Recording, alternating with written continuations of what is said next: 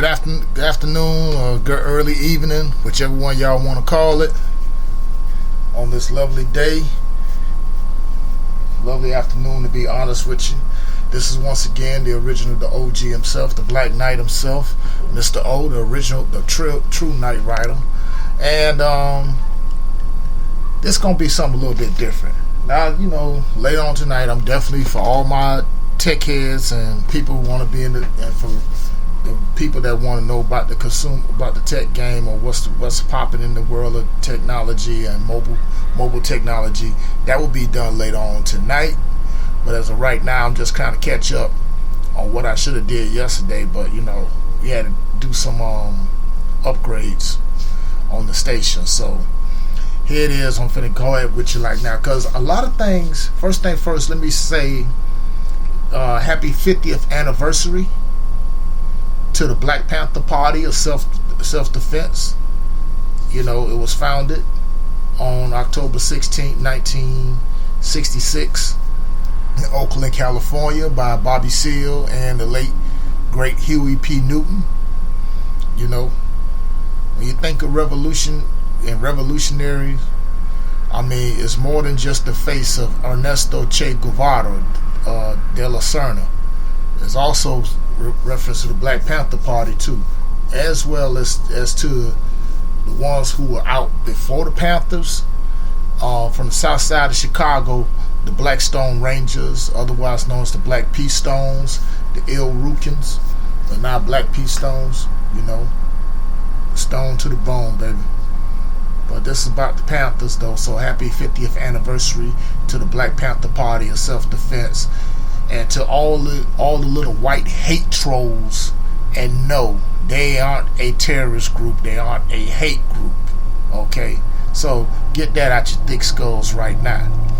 But speaking of Panthers, I want to shift my focus to a Panther of a different feline, and I'm talking about the NFL Carolina's Panthers, and in reference to Cam Newton. Now, as you all know, I've already heavily criticized Cam Newton, as well as a few others, when back in February he come out there and said that they don't understand me for the fact that I'm excuse me, sorry about that, folks, my apologies, stupid notifications, that I'm an African American quarterback that they don't understand and fear. What he said back in February during the Super Bowl, before the Super Bowl. But then in July in GQ magazine, he comes out here and says that that there ain't no racism going on, we're all one color.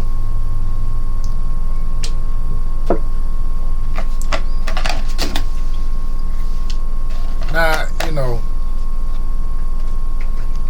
that's what just made me go ahead and start looking at him sideways ever since. And I refer to him as Coon Newton, because that's exactly what he was doing. That's exactly what he's doing. He playing both sides of the fence. And look what happened. The Carolina Panthers right now are 1-6. And I forgot who they lost to. I think it was the New Orleans Saints, if I'm not mistaken. If anybody that knows that, chat room is open. Please let me know. Or if you're on YouTube right now, please put it in the comment section and all that. I think it was the Saints they lost to.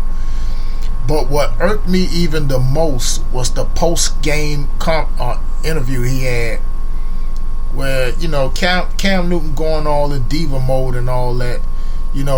They asking him a question, and he just going to say, next question, next question, next question, next question.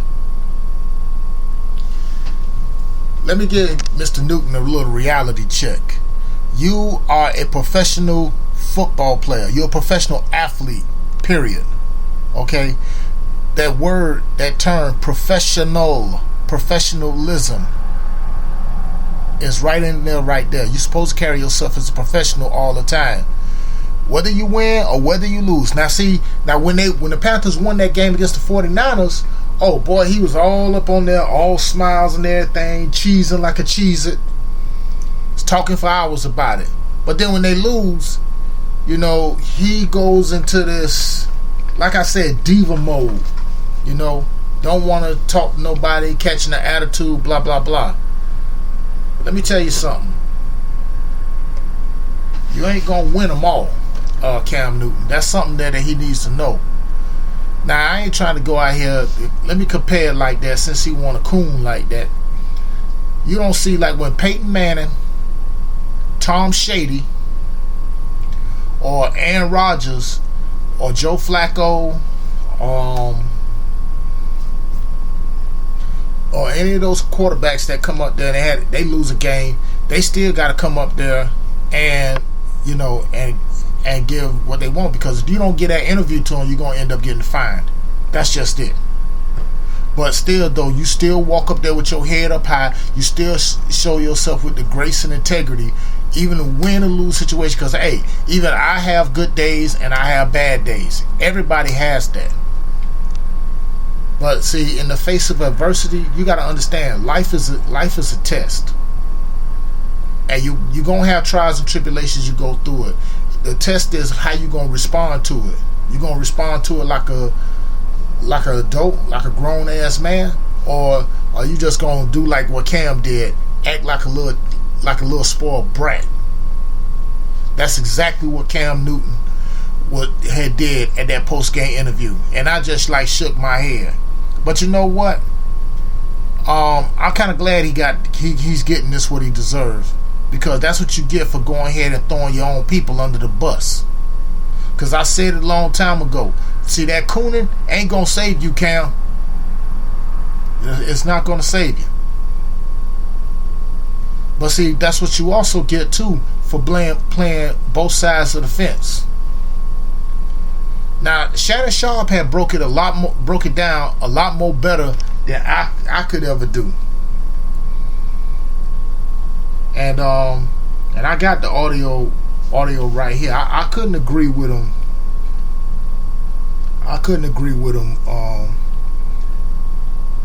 With Shannon Sharpe even more. And I'm gonna tell you something. I love Shannon Sharpe, man, because he's gonna get big ups from me on this channel, on my YouTube station, all the time.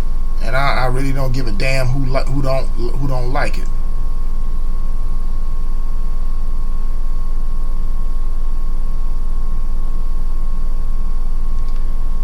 Now I'm gonna just play the audio I was here. Pleasantly surprised. Problem with all Cam. I'm gonna just this is from Undisputed with Shannon and Skip Bayless, the new show that Skip Bayless on, and I love it. I love every minute of it. I'm gonna play the audio for this for you, and then I'm gonna come back with that, and we're gonna talk about with Colin. Hold on. 1,000% I have a problem with it. It's so disappointing. So let me get this right. I want to make sure I'm understanding this correctly. In the 97-year history of the National Football League, they've been playing professional football under the umbrella of the National Football League for 97 years. Cam Newton, of 24,000 players that have played this game and are playing this game, Cam Newton is the only one that hates losing. That's what he would have you believe. That Cam Newton, of all the players that's played, all the players that will play after Cam Newton hangs his cleats and helmet up, no one would have hate to lose more than Cam Newton. Can we get something to roll quickly in the monitor? And I have to dig deep for this, Joe and Skip, because I wanted to see the difference in Cam Newton. Now, this is week 2 on the left. This is week 6 on the right. You see how happy he is? He's jovial. See, I'm a firm believer. As exuberant and jovial as you are in victory, you should be as gracious in defeat. Peyton Manning had won 4 Super Bowls, had won 4 MVPs, won the Super Bowl, lost, stood up there and had to take, after he threw the game-ending interception, a pick 6. Tom Brady had won 3 Super Bowls in a row, had to stand up there after losing not 1, but 2 in a row. Stood up there. Cam Newton, and I don't think I'm breaking any news to anyone. Cam's a front runner. When things are going good, he wants to be the drum major. He wants to be out front trumpeting the cause. He got it going. And if you go to an HBCU, you know how the drum majors do it. But when they lose, next question, better communication. But in the week 2 victory, he would have stood up there for hours on hours because you're asking him, how great is Cam Newton? How great is this Carolina offense with Cam Newton at the helm? It's great to get that bitter taste out of your mouth. Oh, he could just go on and on and on. But when they lose, next question. We just better communication. Skip, I want to share a personal story with you. We were 1996. We were 13-3. Divisional game. We're playing the Jackson-Bey Jaguars. They're only 2 years in existence. So basically an expansion team. We're 13-3, number 1 seed to AFC. They come into our home and they beat us. Mark Brunell. Yep. Jimmy Smith, Keenan McCardell, and Natron Means at the time. I remember after the game, Terrell Davis and I were sitting on the bench on the sideline, and we're just looking. We're looking at them. They're celebrating. They're walking off the field, and I'm saying to myself, and I'm thinking he's thinking the same thing. How do we let this happen? And we stayed out there for 10, 15 minutes, and I finally nudged him and said, come on, bro, let's go. We get in the locker room. Mike has already had his speech, done what he's done, so they start asking us questions. Now, 13 previous times, I didn't have a problem stepping up, asking, well, how did you do that, and how did you do this? You should have lost, you should have did, but we won the game. How would that be for me as one of the leaders that we lose, and now all of a sudden I have a problem talking to the media? So that's what Cam is saying. As long as we're winning, ask me as many questions as you like. But the moment we lose, I'm going to be a petulant child. I didn't get my way. We didn't win the game. And what? They never ask, why do we have to do the press conference after a victory? They never say we need 20, 30, 40, an hour after a win. They're ready to talk right away, aren't they, Skip? But the moment they lose, well, you know, this is an emotional game, and guys, I don't know why the media needs to come in 30 minutes after the game. You don't have a problem when you win. You got to take the same approach. Nobody hates lose. Everybody hates losing. Right. Everybody wants to win. Exactly. Cam, this is not mutually exclusive to Cam Newton. Winning and losing is not mutually exclusive to Cam. Newsflash, Cam. Newsflash, Cam supporters. He's not the only one to ever lose a game, nor will he ever be the only one. But it says a lot about you with how you handle wins and losses. And in closing, my side of the argument, Skip, unless you're Floyd Mayweather, unless you're Rocky Marciano, those are the only two professionals that have never tasted defeat. So they don't know what it's like to give a losing interview. So unless you're one of them, and Mr. Marciano is obviously deceased, rest his soul. So unless you're Floyd Mayweather, you don't know what it's like to give a losing press conference. Cam, come on, bro, it's time out for this now. You're one of the faces of the National Football League. You've made millions, and money doesn't have anything to do with it. But you got to be able to handle losses better than this. You got to.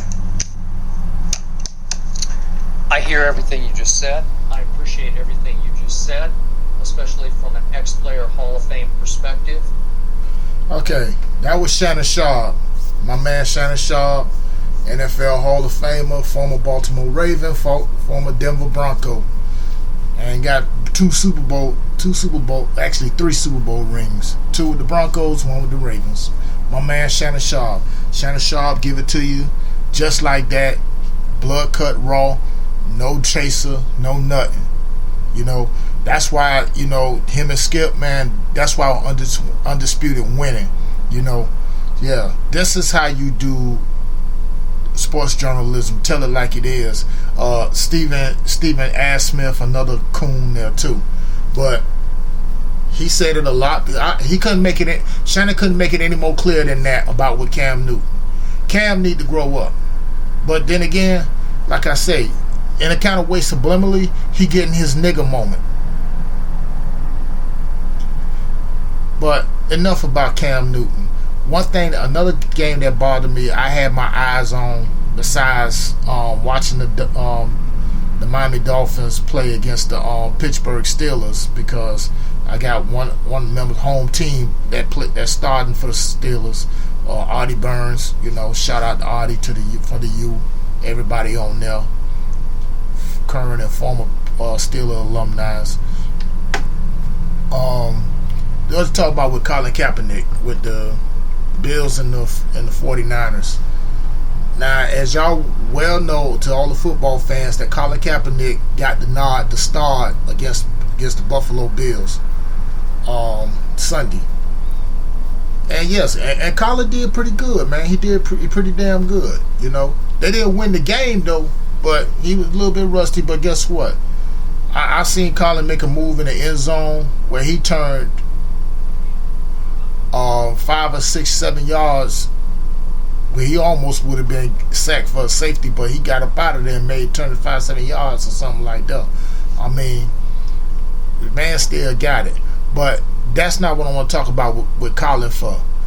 I want to talk about the ignorance and the asinine exuberation of the Neanderthal Bills fans. Now, anybody that know the Buffalo Bills during the Jim Kelly, Thurman Thomas, Andre Reed, Bruce Smith, Cornelius Bennett, Darryl Talley, Scott Norwood era from the 90s, we know the Bills fans tend to be a little bit raucous. I think they're a little bit more ruckus than the Dog Pound, or either the fans from the Black Hole or the Raiders. But Bill fans these idiots took it to a whole new level.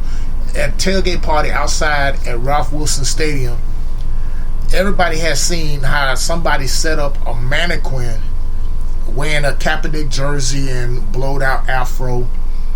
As you can see the picture on there with Colin Kaepernick, how he was arriving at the Bills game wearing a Muhammad Ali t-shirt. Kudos to him on that.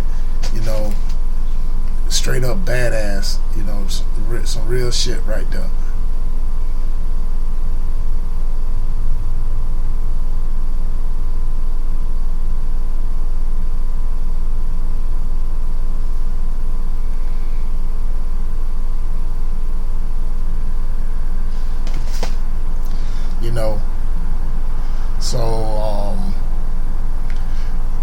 And they made a mannequin of Colin Kaepernick where you seen people kicking at the mannequin, sacking them, doing all this type of shit. From that to selling t-shirts out in the parking lot, and I'm gonna post those pictures right there on my Facebook page. You can go see it right there. You can go see it right there. One with a picture of Colin Kaepernick, where it says the most wanted man in America, and he's a picture of him caught in the crosshairs of a rifle scope. And then it's another one that says "Shut up and stand," Capper Dick. But the one with the rifle scope and the crosshairs, see, that just goes to show the classless, and on top of that these so-called pinks are getting out here and they showing their Neanderthal savagery, And I said it before, when it comes down to white people like this that's doing that, these racist fucks, they basically are the new N-words. They the new niggas. Okay, they the ones doing all that. From there to through a heckler, I think it was a lady, threw a bottle and I think it hit Kaepernick or nearly hit him, but she got kicked out the stadium. I allegedly believe she got kicked out the stadium and stuff like that. I mean, just classless.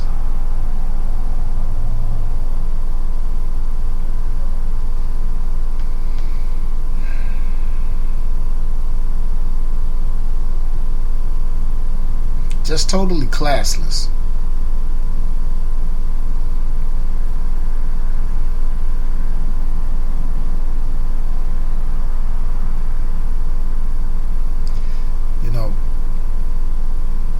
Because I mean, I really would have hoped that the 49ers would have won, but You know, but you know what? All that junk that you trolls and you haters and you racist some bitches out there doing that did that and support that foolishness, y'all just proving Colin Kaepernick even right. More right than ever. And like I say, I don't got no argument with that. You know.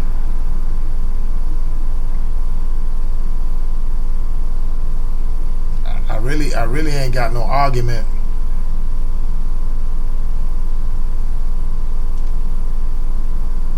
I really ain't got no argument with that. I just seen somebody that was trying to hit me up on via Facebook. I'm saying like that, you know, they want knowledge, but the problem is, like, you know, they don't want to do their homework. They don't want to do the research. But I digress. You know, it's distasteful. It's shameful, and so on and so forth. I believe it's probably like one of the reasons why I really don't go to none of these NFL games or anything like that, because especially when it comes down to that, you always gonna have fools that's gonna come in there. They get drunk. They act a jackass.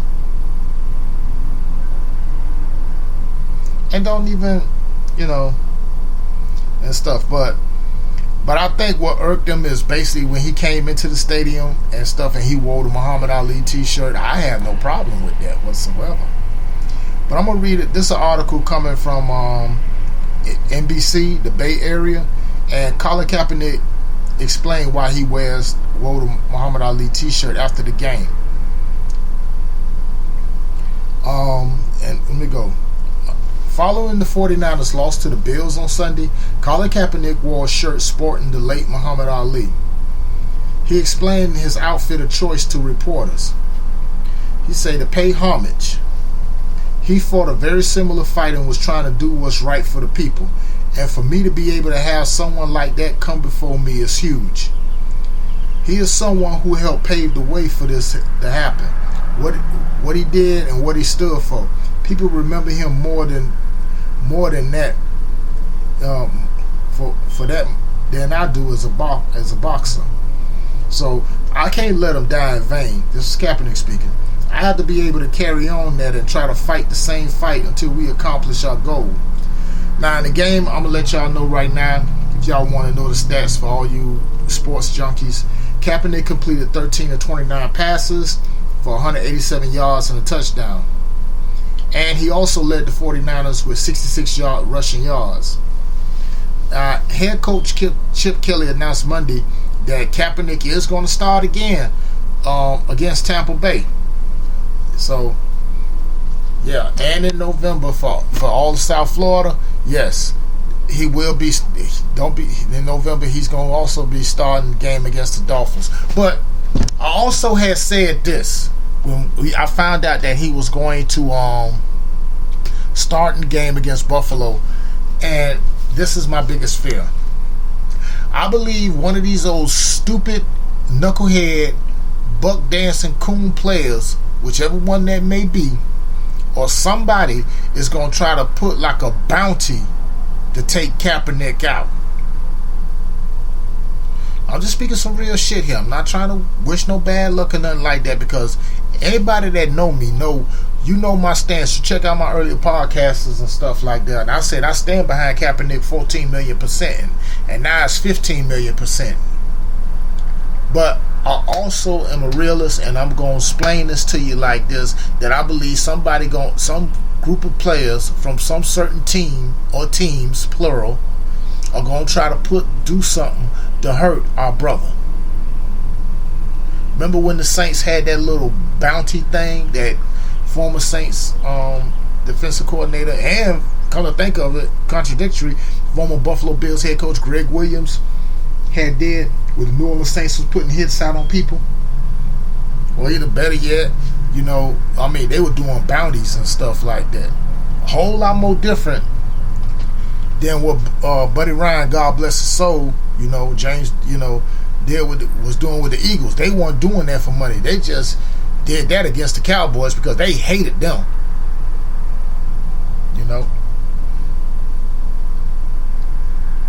But it's getting right down to that, because you're gonna have some nut that's gonna get out there and try to do harm to Kaepernick, whatever. But the thing is, Kaepernick is not standing alone anymore, because every 49er game they taking the knee. They're not standing up for the anthem, and I don't blame them. I don't stand for that bullshit.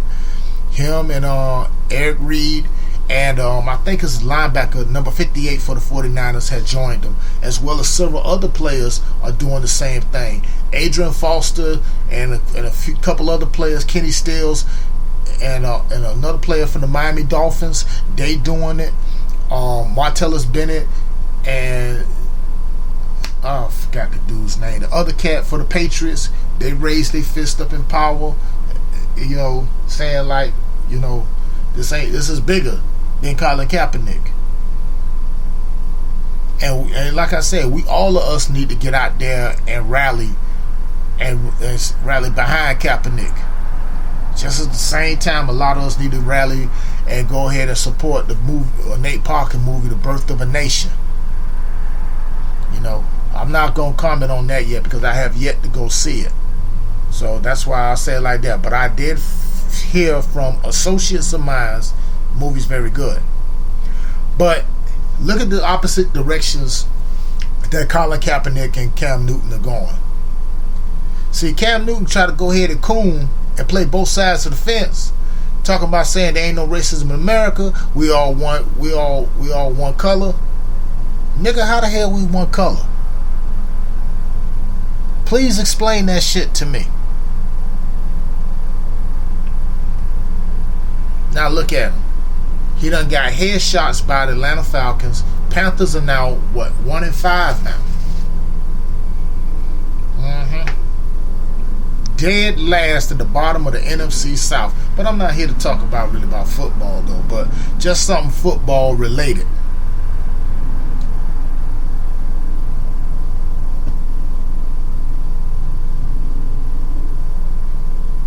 But y'all not looking too good. But I said this a long time ago. I said like that the cooning ain't gonna save you. Now, Colin them may have lost and all that, but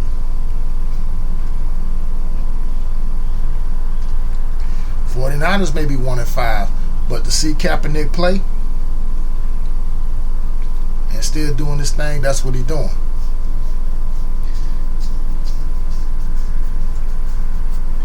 But don't be surprised when I said what I said. I said like they probably gonna have a bunch of bootlicking coons, or probably one of them suspected white supremacists whose place in the NFL are probably gonna try to devise something like a bounty or whatever to try to go ahead and take Kaepernick out and try to fatally to try to give him a career-ending injury. I just hate to say it, but I just see it coming.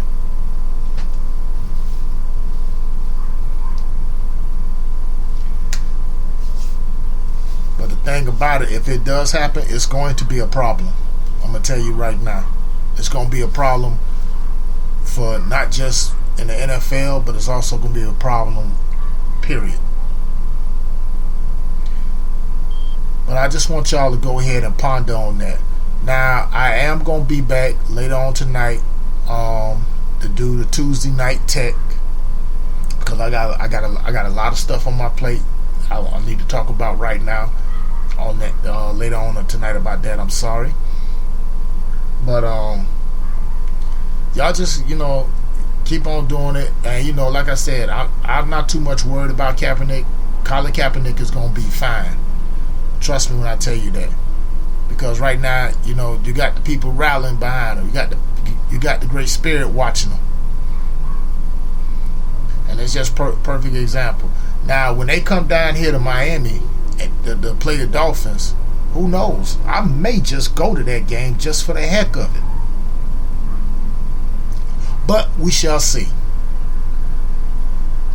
Anyway, on that note, this your main man. This was Mr. O here. I'm going to go ahead and sign off. Y'all check back with me later on tonight. So let's just go ahead and get this thing rocking right now. I'm out.